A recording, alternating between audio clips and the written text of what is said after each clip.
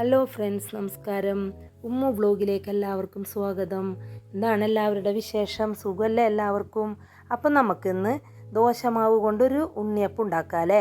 അതിന് ഞാനിവിടെ കുറച്ച് ദോശമാവ് എടുത്തിട്ട് ഉപ്പൊക്കെ ഇട്ട് നല്ല പോലെ തന്നെ ഇളക്കിയെടുത്തിട്ടുണ്ട്. ഇനി ഒരു കുഴിയപ്പച്ചട്ടി അടുപ്പത്ത് വെച്ച് നല്ല പോലെ തന്നെ ചൂടായി വന്നപ്പോൾ അതിലേക്ക് ഇതേപോലെ വെളിച്ചെണ്ണ ഒന്നിങ്ങനെ പരട്ടി കൊടുക്കുന്നുണ്ട്.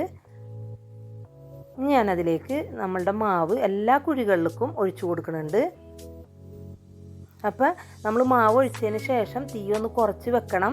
ചട്ടി ചൂടാവണ വരെ നല്ല തീയിൽ തന്നെ വെക്കാട്ടെ നമുക്ക്. ഞാനതൊന്ന് മറിച്ചിടുന്നുണ്ട്. അപ്പോൾ നമ്മൾ തീ കുറച്ച് കൊടുത്തില്ല എന്നുണ്ടെങ്കിൽ നമ്മളുടെ ഈ അപ്പത്തിൻ്റെ ഉള്ളു വേവാതെ പുറം ഭാഗം മാത്രം മുരിഞ്ഞു വരും കേട്ടോ. അപ്പോൾ തീ വളരെയധികം ശ്രദ്ധിക്കണേ. അപ്പോൾ എല്ലാ അപ്പവും ഞാൻ ഇതേപോലെ തിരിച്ചിട്ട് കൊടുത്തിട്ടുണ്ടായിരുന്നു. അപ്പോൾ നമ്മളുടെ അപ്പം റെഡിയായി വന്നിട്ടുണ്ട്. ഞാൻ ഒരു പാത്രത്തിലേക്ക് മാറ്റിയിട്ടുണ്ട് കേട്ടോ. അത് വീണ്ടും ഞാൻ അതേപോലെ തന്നെ വെളിച്ചെണ്ണ പരട്ടി കൊടുത്ത് ബാക്കിയുള്ള മാവും എല്ലാ കുഴികളിലും ഇതേപോലെ ഒഴിച്ചു കൊടുക്കുന്നുണ്ട്. ഇനി അതൊന്ന് ഒരു 2 മിനിറ്റൊക്കെ ആയപ്പോൾ ഒന്ന് തിരിച്ചിട്ട് കൊടുക്കുന്നുണ്ട് കേട്ടോ. അപ്പോൾ തീ നല്ലോണം ശ്രദ്ധിക്കണം, അല്ലെങ്കിൽ നമ്മളുടെ അപ്പത്തിൻ്റെ ഉള്ളു വേവൂല കേട്ടോ. അതും എല്ലാം ഞാൻ തിരിച്ചിട്ടൊക്കെ കൊടുത്തിട്ടുണ്ട്.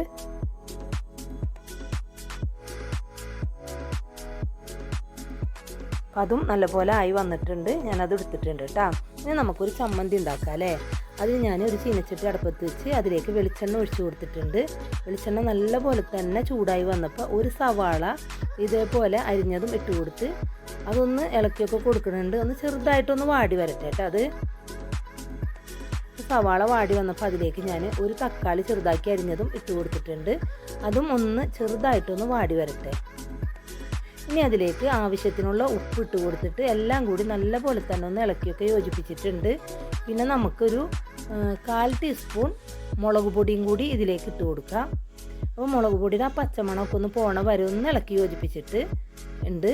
ഇനി അതൊന്ന് നല്ലപോലെ തന്നെ ചൂടാറി വന്നപ്പോൾ നമുക്കൊരു മിക്സിയുടെ ജാറിലേക്ക് ഇട്ട് കൊടുക്കാം. അതിലേക്ക് 2 ടീസ്പൂൺ സൊറുക്കയും കൂടി ഒഴിച്ചു കൊടുത്തിട്ടുണ്ട്. നല്ലപോലെ നമുക്കൊന്ന് അരച്ചെടുക്കാം കേട്ടോ. അത് പിന്നെ ഞാൻ ഒരു ചമ്മന്തിയും കൂടി ചെയ്യുന്നുണ്ട്. അതിന് കുറച്ച് നാളികേരം, 3 പച്ചമുളക്, പിന്നെ കുറച്ച് ചുമന്നുള്ളിയും ആവശ്യത്തിന് ഉപ്പ് ഇട്ട് കൊടുത്ത് മിക്സിയുടെ ജാറിലിട്ട് അതും ഞാൻ അരച്ചെടുത്തിട്ടുണ്ട്. അപ്പോൾ നമ്മൾ 2 ചമ്മന്തിയും ഇവിടെ റെഡി ആയിട്ടുണ്ട്. അപ്പോൾ നല്ല സോഫ്റ്റ് ആയിട്ടുള്ള അപ്പം ഇവിടെ റെഡി ആയിട്ടുണ്ട്. ദോശയും ഇഡലിയൊക്കെ കഴിക്കാൻ ഇഷ്ടമില്ലാത്ത നമ്മുടെ മക്കളുണ്ടല്ലോ, അവർക്കൊക്കെ ഒരു നന്നായിട്ട് തന്നെ ഇഷ്ടപ്പെടുന്ന ഒരു പുതിയൊരു പലഹാരമാണ്. അപ്പോൾ നിങ്ങൾ എന്തായാലും വീട്ടിലിത് ചെയ്ത് നോക്കണം. എന്നിട്ട് ഇതിൻ്റെ അഭിപ്രായം കമൻറ്റിലൂടെ എന്നെ അറിയിക്കുകയും വേണം. അപ്പോൾ എൻ്റെ ചാനൽ ആദ്യമായിട്ട് കാണുന്നവരാണെങ്കിൽ എന്നെ സബ്സ്ക്രൈബ് ചെയ്യാനും ലൈക്ക് ചെയ്യാനും ഷെയർ ചെയ്യാനും മറക്കരുതേ. എന്നെ സപ്പോർട്ട് ചെയ്യണേ. അപ്പോൾ അടുത്തൊരു വീഡിയോ ആയിട്ട് ഞാൻ വരുന്നതാണ്. എൻ്റെ വീഡിയോ കാണുന്ന എല്ലാവർക്കും നന്ദി, നമസ്കാരം.